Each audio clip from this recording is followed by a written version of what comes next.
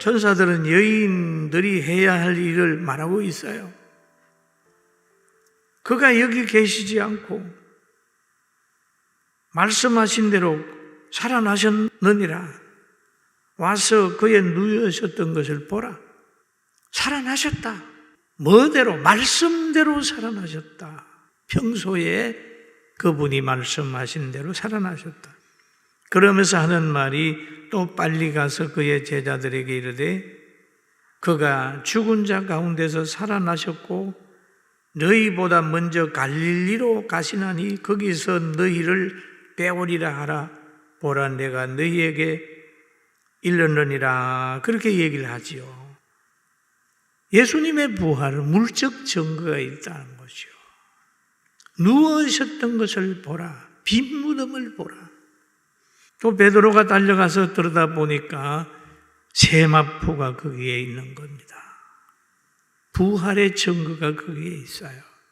부활의 물증이 있는 겁니다. 예수님이 부활하심으로 시체를 싼 부분이 벗겨져서 거기에 있는 거예요. 부활의 현장을 목격한 이들에게 천사는 부탁을 하는 거예요. 빨리 가라. 말씀대로 예수님이 살아나셨으니까 살아났다고 부활을 증거하라. 빨리 가라. 부활을 증거하라고 얘기를 합니다. 갈릴리에 가신다. 거기서 너희를 배우리라 하라. 제자들에게 빨리 가서 얘기해라. 그 여인들은 무서움과 큰 기쁨으로 빨리 무덤을 떠나 제자들에게 알리려고 다름질했습니다. 빨리 가라. 여러분, 무서움과 큰 기쁨으로 전하기 위해 전하러 달려가는 거예요. 이게 부활의 신앙을 가진 사람의 사명입니다. 여러분은 나가서 예수님 부활했다고 전하게 되길 주의 이름으로 축원합니다. 아멘. 부활하셨다. 예수님은 부활하신 분이다. 우리의 부활의 첫 열매가 되셨다. 전해야 됩니다. 부활의 신앙을 가진 자의 사명. 예수님은 하나님의 아들이시며 구주이라는 것. 믿는 자의 죄를 사하시며 병든 자를 고치시며 약한 자를 보호하시며 악한 자를 단명하시고 정죄하시는 거예요. 언제든지 예수님의 기능이 두 가지입니다. 하나는 자기 사람을 보호하고 악한 사람을 멸하는 겁니다. 여러분, 부활의 사건이 지키던 병사들에게는 공포요, 두려움으로 끝나지만은 예수님 찾아간 그들에게는 부활의 사건이 희망이요, 감사요, 위로요, 축복인 거예요. 이런 영광, 이런 축복을 받게 되길 주의 이름으로 축원합니다. 아멘. 병든 자를 치료하시는 주님, 천국의 아름다움을 체험시키고 예배를 통하여서 우리의 심령을 새롭게 만드시는 하나님인 것입니다. 여기에 보면 다름질할세라고 얘기를 합니다. 천사들의 말을 듣고 지체 없이 순종하는 여인들 앞에 예수님이 나타나셨어요.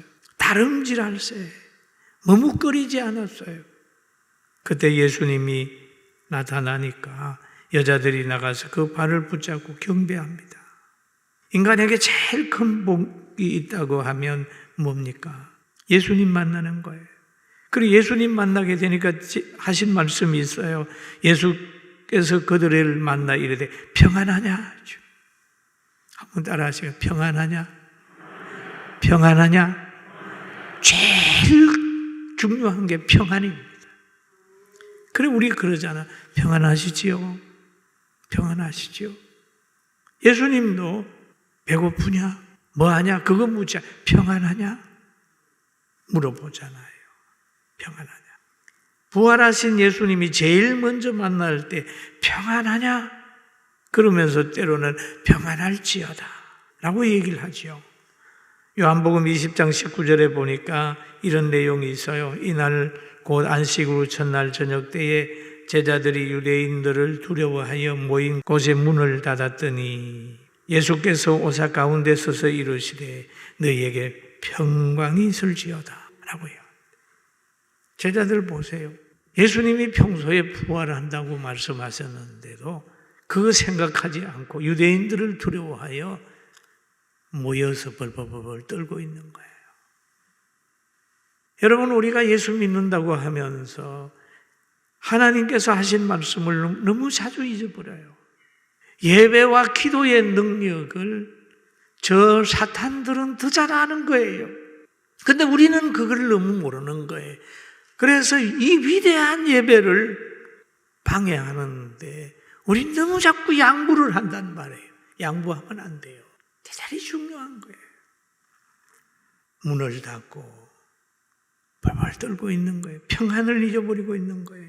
그러니까 예수님께서 그러잖아요. 너희에게 평강이 있을지어다. 평강이 있을지어다. 왜냐하면 이들은 평강을 잊어버리고 사는 거예요. 왜 잊어버렸을까요? 오늘 제가 새벽 예배도 여러분 그런 말을 했습니다. 제자들이 왜 평강을 잊어버렸을까요? 예수님 십자가에 달리는 것 보고 또 예수님이 정죄받는 것도 봤고 3년 동안 따라다녀 봤는데 그분은 그렇게 위대한 분인데 저렇게 아무 말도 없이 십자가에 달리는 그 모습을 보면서 이해도 안 가고 그 군중들이 막 일어나서 예수님을 십자가에 못 박으라 하니까 빌라도도 손 못 쓰고 살인자 바나바를 내주고 하는 그 세상을 보면서 그 환경을 보면서 야, 이게 어떤 일이냐 하고 평강을 잊어버렸어요. 여러분, 나라나 어떤 단체나 너무 바르게 되지 않을 때 마음에 불안함이 있잖아요. 평강을 잊어버리는 거예요. 그래 예수님이 오셔서 평강을 주는 거예요. 평강이 있을지어다. 그랬습니다. 그리고 오늘 이 본문 속에 보면 부활의 주님은 자기를 사랑하는 자에게는 위로자요 대적자에게는 공포의 대상이었다. 그 예수님의 만나는 사람 보면 어떤 사람에게는 무서운 존재로 어떤 사람에게는 사랑의 존재로 있어요. 여러분, 경찰관이라고 만나면 강도에게는 만나기 싫은 사람이고 피해를 당하는 사람에게는 기쁨의 대상 아닙니까?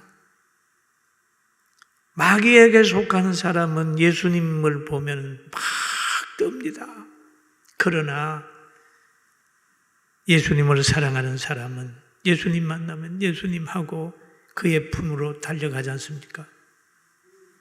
우리는 다 예수님을 믿는 사람이기 때문에 예수님 재림하게 되면 주님이라고 달려가서 그 나라에 누리는 자가 되게 될 줄로 믿습니다. 여기에 보니까 그러잖아요. 무서워 말라. 무서워 말라. 무서워 말라. 나는 무서운 존재가 아니야. 그러지. 그 여인들에게는 예수님 무서운 존재도 아니고 제자들에게도 무서운 존재가 아니고 믿는 사람의 무서운 존재 아니에요. 예수님을 정죄하고 군중들을 두려워하여 의인을 십자가에 달고 흉악범을 놔달라고 하는 무리들, 타락한 제사장들, 장로들, 서기관들, 바리새인들, 로마 병정들, 모든 사람 무서운 대상이 아니에요. 우리가 코로나도 우리에게 무서움의 대상도 아니고 세상의 정권도 무서움의 대상이 아니에요. 하나님 안에 있으면 하가 복이 돼요. 할렐루야. 하나님 안에 있는